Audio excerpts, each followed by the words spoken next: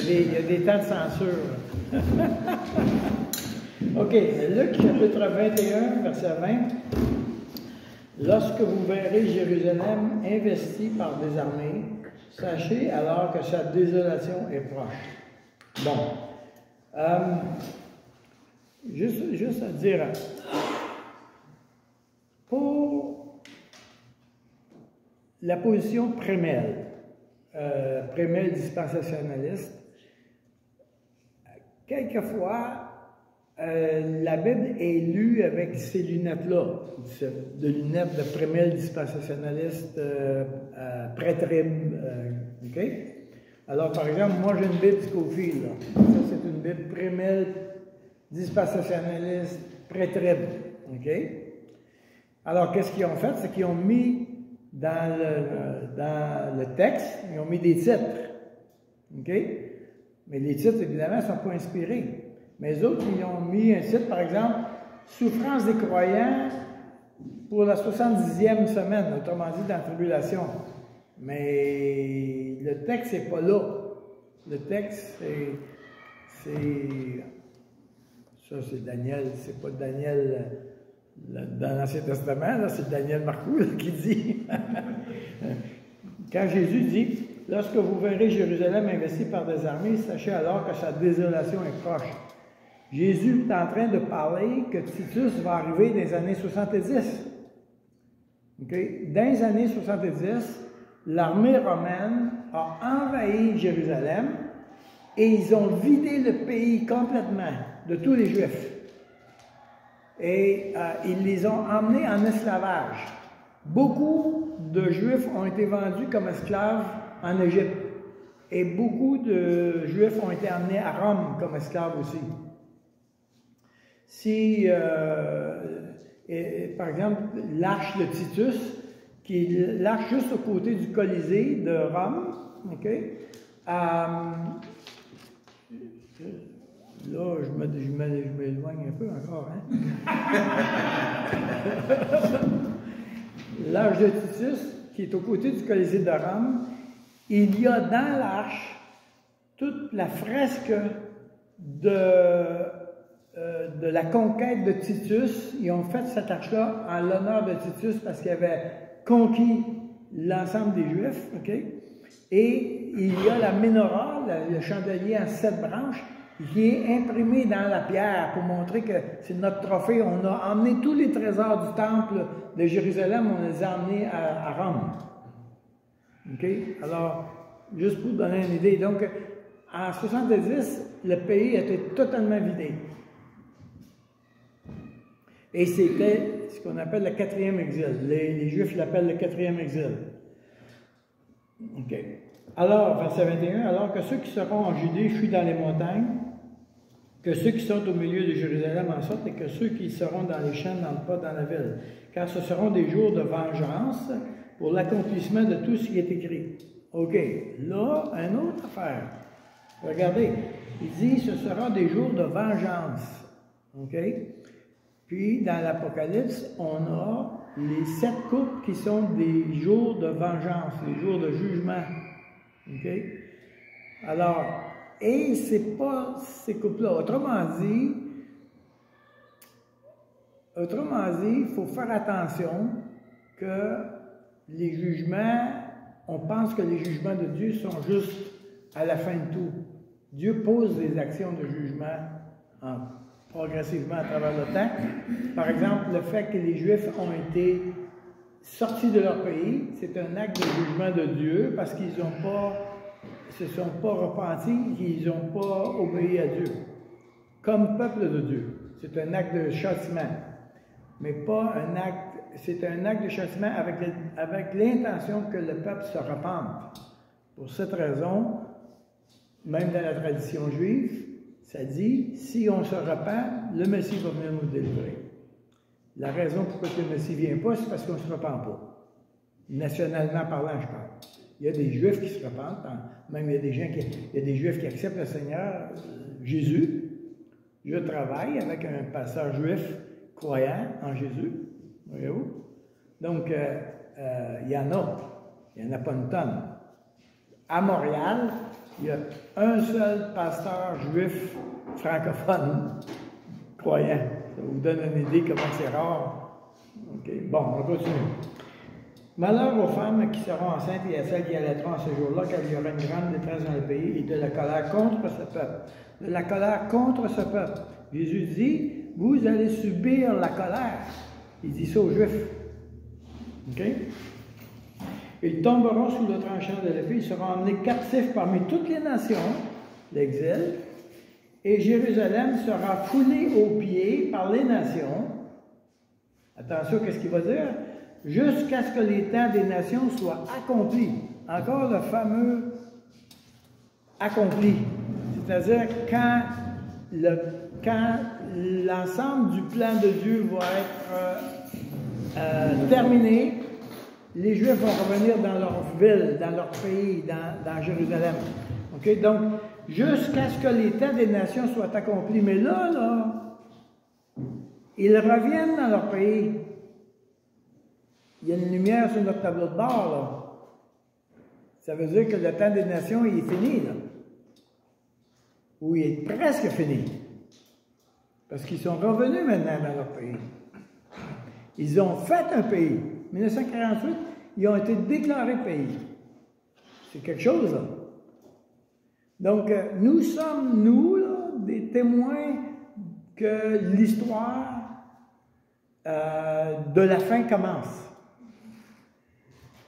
Et dans la tradition juive, ça fonctionne que chaque fois qu'Israël n'est pas dans son pays, tout ce qui est prophétisé pour ce pays-là, pour les Juifs, est en pause. Quand le peuple juif n'est plus dans son pays, les prophéties repartent. C'est comme ça qu'ils lisent la Bible. Okay? Et on peut voir que la plupart des prophéties qu'on voit dans l'Ancien Testament, bien, on peut voir que maintenant, on les voit bien en route, là. Jérusalem devient une coupe d'étourdissement, la Bible dit. Oui, vous vous souvenez de ce passage-là? Toutes les nations vont se liguer contre Israël, ça s'en vient, tranquillement, pas vite. À un moment donné, il n'y aura plus personne qui va être pour Israël. Donc,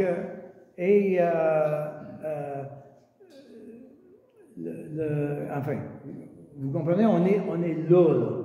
Jusqu'à ce que les temps des nations soient accomplis, c'est vraiment, il faut mettre ça comme une grosse lumière sur notre tableau de bord.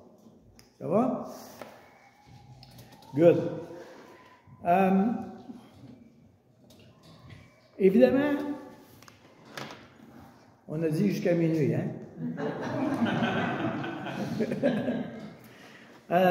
Je dois quand même... tiens, je vais prendre celle-là.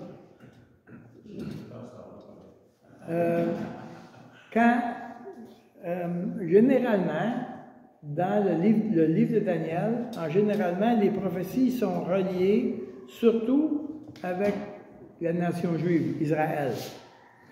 Dans l'Apocalypse, c'est surtout les croyants juifs et nations, les deux. Les juifs et les nations, tous les croyants qui ont accepté le Seigneur dans l'histoire, ça les concerne. Alors que dans Daniel, le centre est vraiment plus avec Israël lui-même. Okay? Donc, il faut comprendre la psyche quand l'auteur écrit. Okay? Alors, Daniel a écrit surtout les prophéties de Daniel qui ont été écrites pour la fin des temps, ont été écrites quand ils étaient en exil.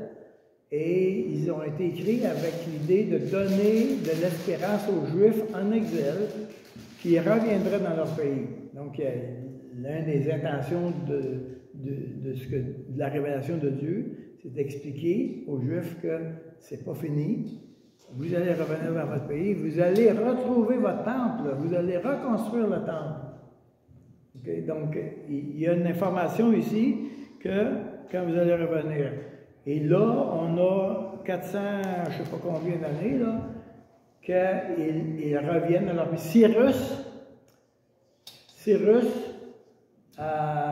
donne la permission à Néhémie d'aller reconstruire la muraille. Il avait déjà commencé à construire le temple. Là, il donne la permission à Néhémie de retourner avec un groupe d'ouvriers, probablement des plombiers aussi, pour aller reconstruire les murs de Jérusalem. OK? Donc, et ça, c'est vraiment intéressant. Juste en passant, les Juifs fonctionnent. C'est pas les rabbins qui m'expliquent ça, c'est des évangéliques qui ont compris les Juifs. Quand je dis les Juifs, la tradition juive, c'est plus des pasteurs évangéliques qui m'ont enseigné qu'est-ce que les Juifs pensent. C'est pas les Juifs qui m'ont enseigné. Mais les Juifs fonctionnent que pour une période d'histoire, OK? La même période d'histoire, ce qui s'est passé dans l'histoire-là, se répète constamment. OK? Alors, par exemple, eux autres sont capables, ils lisent l'ensemble des prophéties de la fin des temps dans Genèse. Par exemple,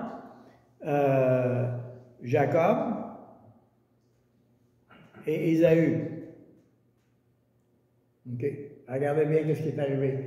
Quand Jacob a voulu revenir, c'est lui qui a eu le droit d'aînesse, hein, si vous vous souvenez de ça. Okay? Ésaü, c'est les Arabes. C'est un Juif, mais maintenant, il a eu des enfants, c'est devenu Édom. Okay? Et, j'ai oublié maintenant l'autre, là. Mais quand Jacob a voulu revenir dans le pays, il a eu peur d'Ésaü. Vous vous souvenez? Puis Jacob a fait des cadeaux à Ésaü pour amadouer Ésaü. Voyez-vous? Ben, quand Israël est revenu en 1948 dans leur pays, ils ont fait des cadeaux aux nations pour amadouer les nations. C'est intéressant comme lien. Mais ouais, il y a beaucoup de liens comme ça. Alors, un autre lien, mettons, à Exode, il était en exil. Okay? Quand ils ont voulu sortir de l'exil, qu'est-ce qu'ils ont fait? Les Égyptiens ont donné leurs biens, leur or aux Juifs pour qu'ils s'en aillent. Souvenez-vous de ça? Okay? Ils ont donné de l'argent pour. Okay? Bien, nous sommes. Pourquoi je disais ça?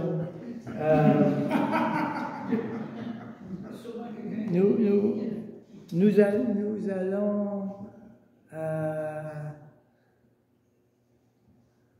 J'étais en train de me. J'ai fait un lien, j'ai oublié maintenant le lien. C'est qu'à la fin, là, il y a des gens qui vont payer Israël.